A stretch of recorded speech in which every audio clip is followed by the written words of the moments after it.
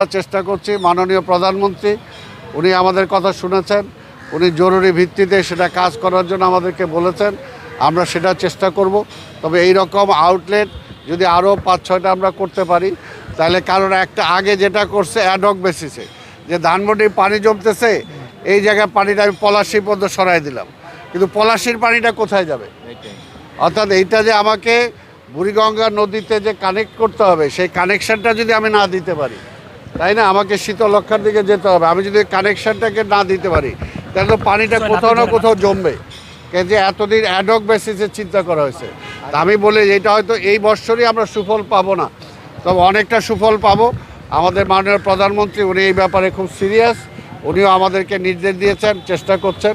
আমরা যদি আরও 4টা আউটলেট বের করতে পারি তাহলে ইনশাল্লাহ পানি নিষ্কাশনের ওয়েটা আমরা করতেও। আবার আমরা ঢাকায় 33টা হটস্পট আমরা নির্ধারণ করেছি, যেগুলো বৃষ্টি হলেই কোথাও 2 ঘন্টা